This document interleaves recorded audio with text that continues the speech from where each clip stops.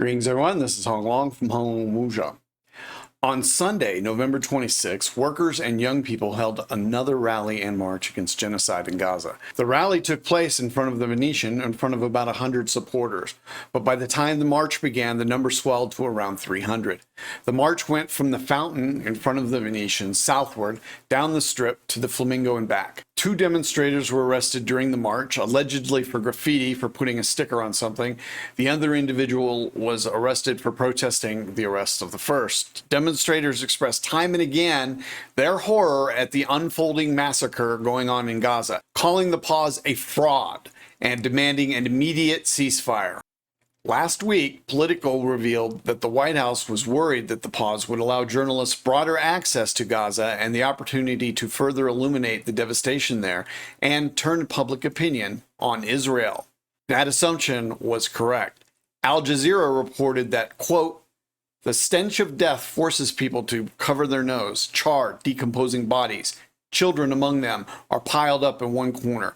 No burials have taken place because Israeli snipers targeted anyone who ventured out to dig a grave. Streets, schools, houses, shops, Israeli strikes have destroyed them all," end quote. After the first bombing of a hospital, the IDF attempted to pawn it off on Hamas. But after that first salvo at a hospital, the IDF has not bothered to deflect blame elsewhere, simply stating that enemy combatants are present and that this gives them carte blanche to bomb hospitals, schools, refugee camps, and bunkers over and over and over while the world watches aghast.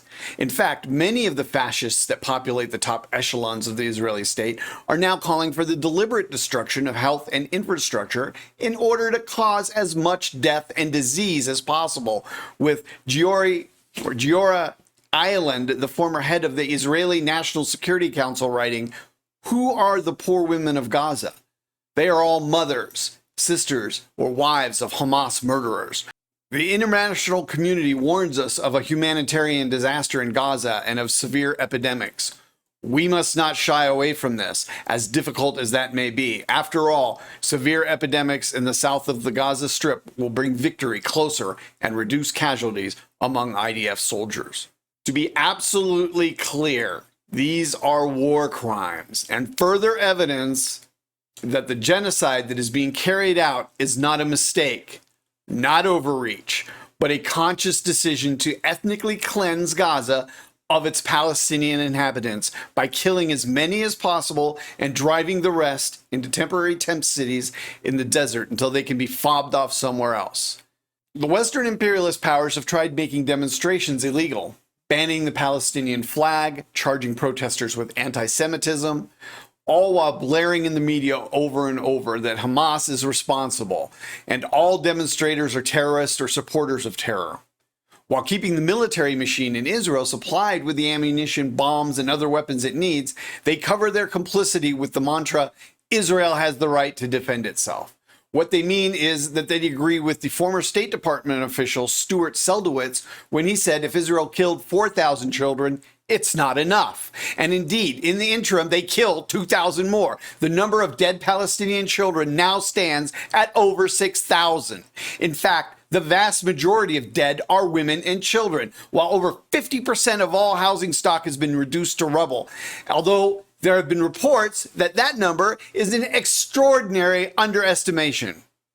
Every member of Congress of both parties, every member of the administration bears the guilt for this crime. And make no mistake about it, at a certain point, they will face charges for the war crimes that they are guilty of committing, as well as aiding and abetting. The working class will see to it.